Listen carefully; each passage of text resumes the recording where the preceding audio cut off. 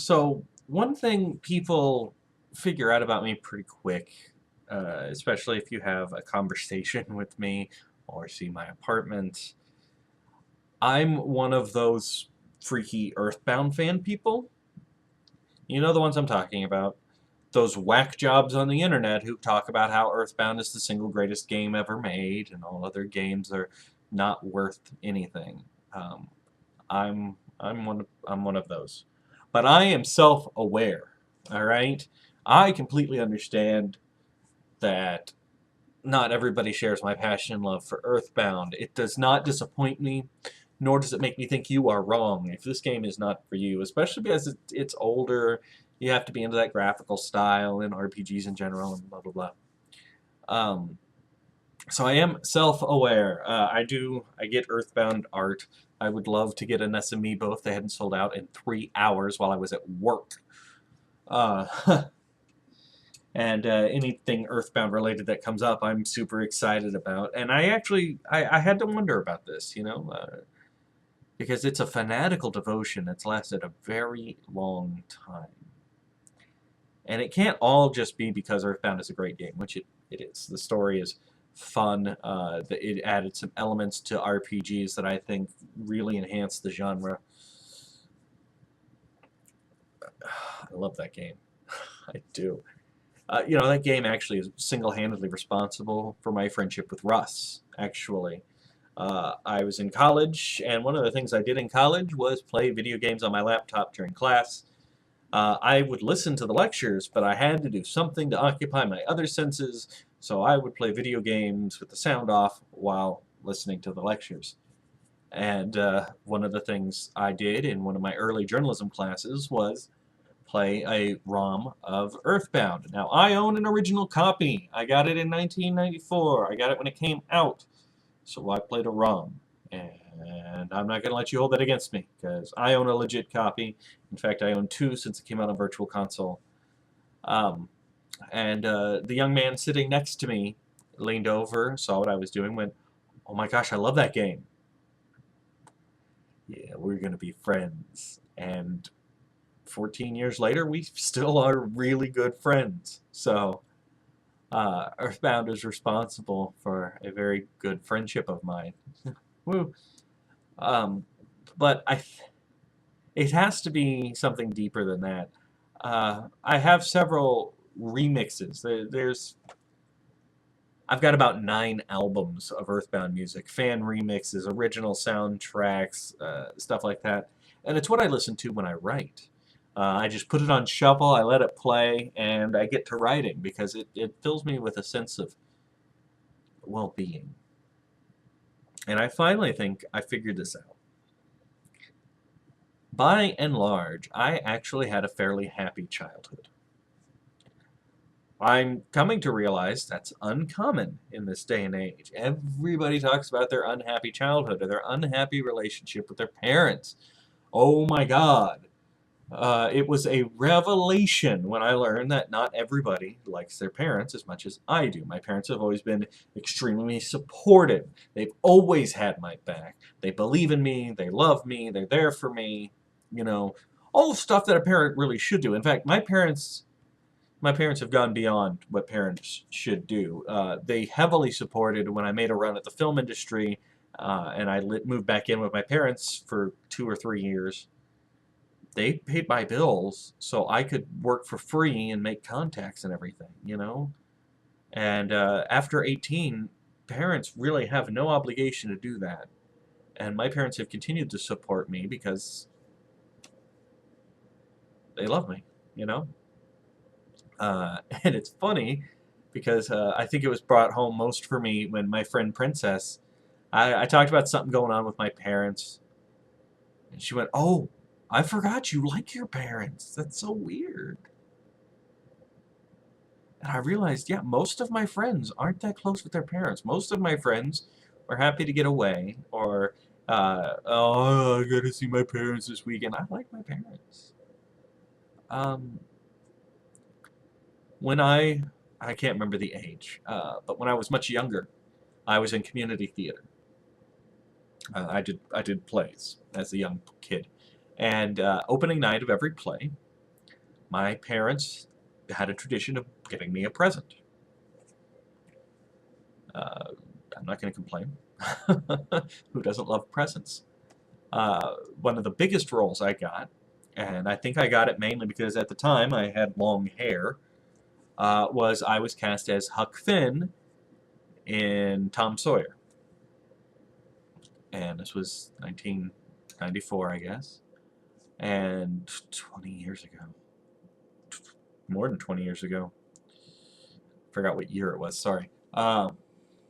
Opening night, my parents got me a new video game that I had been eager to play. I'd heard, I'd seen the weird news story. It seemed quirky and offbeat, and the advertising campaign was bizarre. I mean, who advertises a game as "this game stinks"?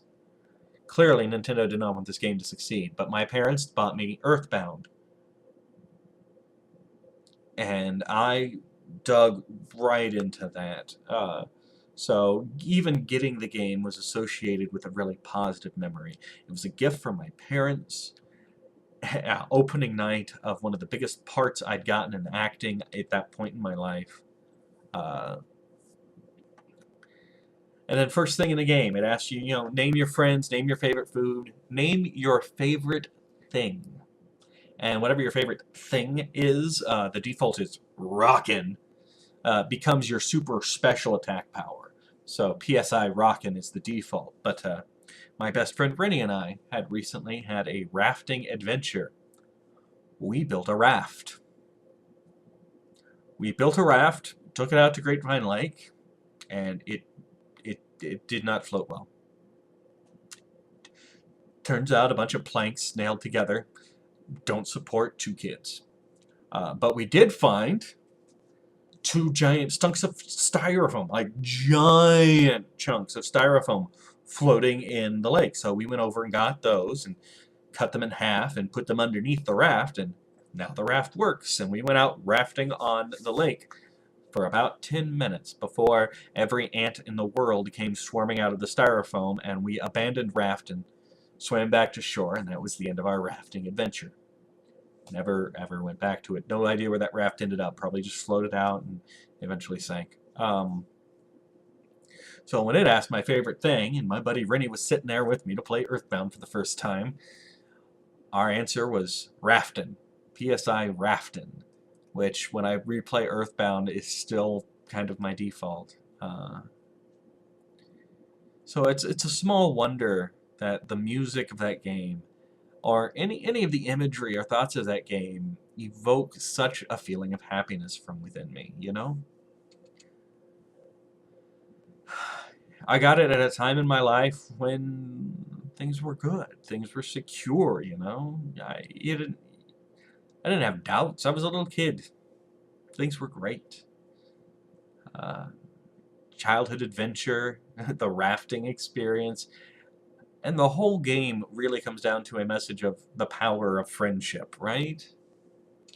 Which I've always had a very deep connection to my friends. My friends are very important to me. I don't believe that the bond that I share with my friends is going to help us destroy evil in the world. But, we're ready just in case. So, for me, Earthbound is just a little time capsule of a happy moment in childhood, and I think it will always remain that. And that's what makes me such a fanatic about this game.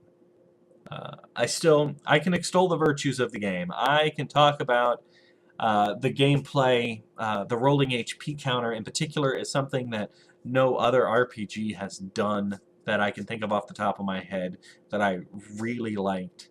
It added a sense of urgency to some battles, and then the idea of the luck stat. Every now and again, a blow that should kill you wouldn't, but you wouldn't find out until right when you were about to die.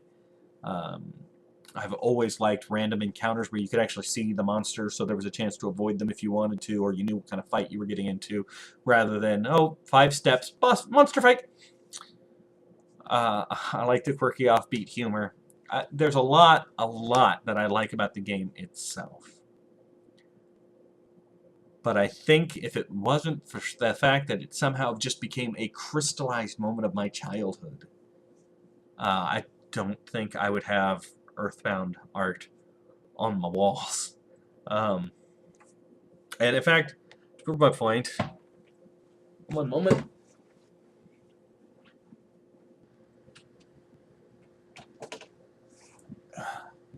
Because I keep saying Earthbound art on my walls, and I don't want you to get the wrong idea.